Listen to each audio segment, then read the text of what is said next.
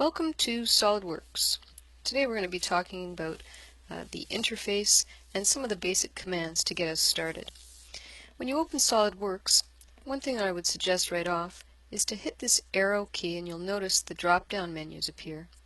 What I'm going to do is just slide over and pin that in place so those menus are always available to me. Another thing I'm going to do is in the gray section here, you'll just be careful you don't want to select a command. I'm going to right click and I'm watching for a list of toolbars to appear, and here they are, and I can see there is a command manager, and I'm going to select that so I can actually alternate between the sketch toolbar and other toolbars which are available to me. First of all, outside of setting those things up, what I'm going to do is open up a new drawing, and there are various ways to do that in SolidWorks. If I go straight up to File, when I pick File, I can right off the bat say New, because I want to start a new drawing. You may find that your SolidWorks program opens up like this. We're going to ask you to pick the Advanced tab and always be working between these two tabs. The Tutorial tab you will use when you are doing SolidWorks online tutorials, and you'll be choosing between a part, an assembly, and a drawing. And once you get into assignments, you'll be using the 1030 SolidWorks templates, where you can differentiate between imperial and metric. For now, I'm going to double-click Part and get started by opening the drawing space. In the drawing space, you can see there are a number of toolbars available to me. Since I pinned the command manager in place, I'll always be jumping back between sketch and features. Another toolbar that we want to become familiar with is the heads-up toolbar, and here this will allow me to navigate through SolidWorks. So let's open a part and walk through a bit of the history of how that part was made. You'll notice over here to the left I have a list, and all of these folders and planes and origins make up this part, this L bracket in the drawing space. We need to become familiar with not only how to draw, but how to manipulate components and zoom in and out. So starting off, looking at this L bracket, if I wanted to zoom in a little closer, with the wheel on my mouse, I can zoom in and out. As I'm zooming in and out, you're noticing probably the parts disappearing, and that's because my cursor needs to be in the center or near the center of the part so it doesn't disappear. Another thing I can do is push the wheel down on my mouse, and you'll notice I can actually move that part around and see all the details.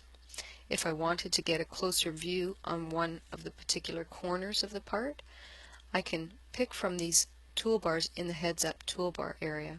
So zoom to area allows me to zoom in on a corner. Zoom previous will take me back, and certainly will also take me back in time for any other previous view that I've zoomed to. If I zoom on the corner again, I can pick zoom to fit, and it will bring the entire model back into the drawing space. Another thing you can do here is under the view orientation is if I click that arrow, I can actually move this part around. So I can change from what we had as an isometric view and ask for a top view of the part. And that is dramatically different. Again, walking through the different options, here's the top view, here's the front view, and here's the right side view.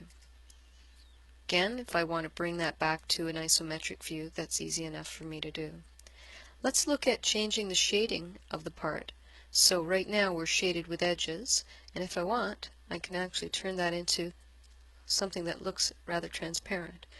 For now, I'm going to stick with shaded with edges. Another command that I want to actually add to this heads up toolbar is called the normal to command. So let's do that.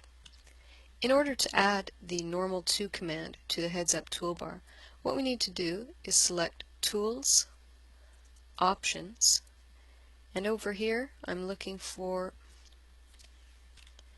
in order to add a command to my heads up toolbar, what I'm going to do is select Tools, Customize, and I want to see a tool bar, under Commands, I need to select Standard Views, and I'm going to drop down the Normal To command onto the heads-up toolbar.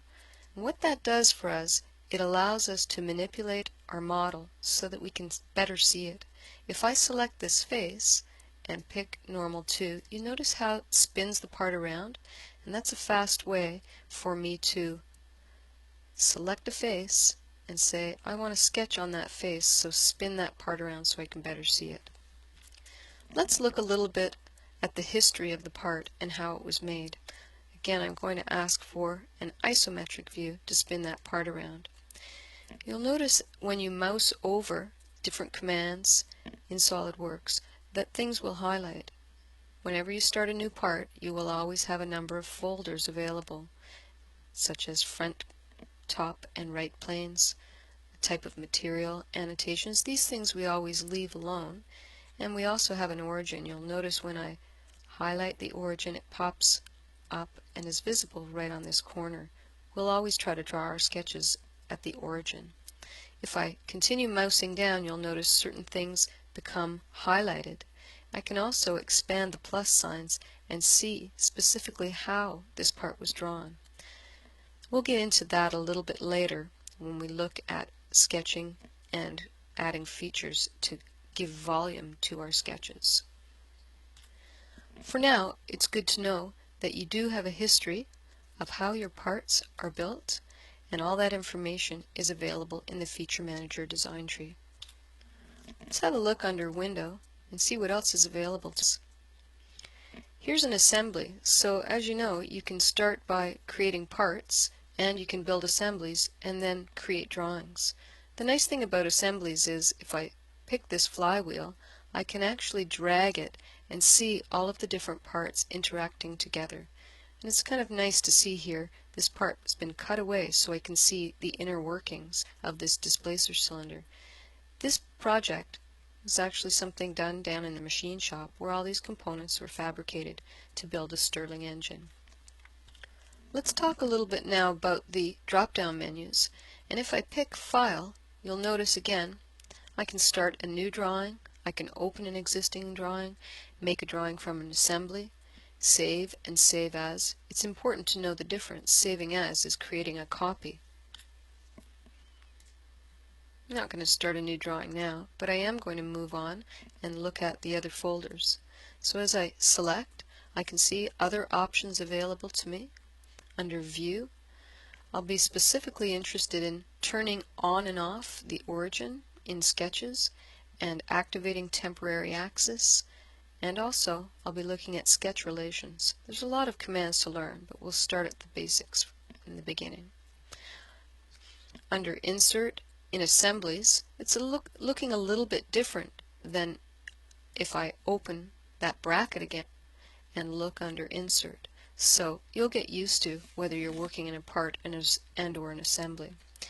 Notice under Insert that here we have a lot of these yellow and green icons which belong to the Features command, the Features toolbar. And as I mouse down, I can see the different options which are available to me.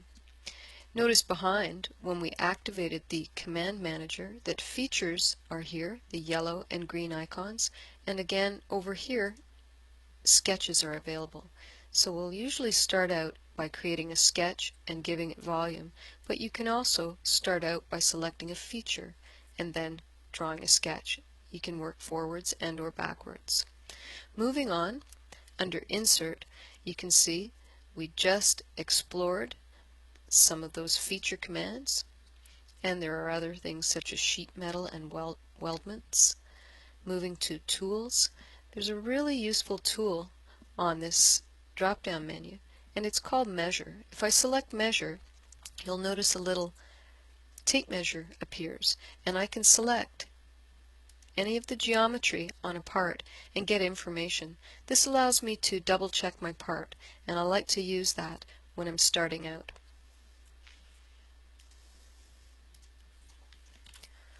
Also under Tools is Mass Properties, And mass properties can be a really useful command. You'll notice that you can, if you had a material in your part, which we have 1060 alloy, you can actually gather information on the density, the mass, the volume, and surface area. There are a lot of other useful pieces of information here, such as principal axis of inertia, moments of inertia, and so on. And moving along, under these drop-down menus, we have window available to us. Window is a nice. Under window, I can actually see all of the parts which I have open at the moment, and I can also cascade or tile horizontally to see what else is available. So I can drag the size of a part. I'm going to open this assembly,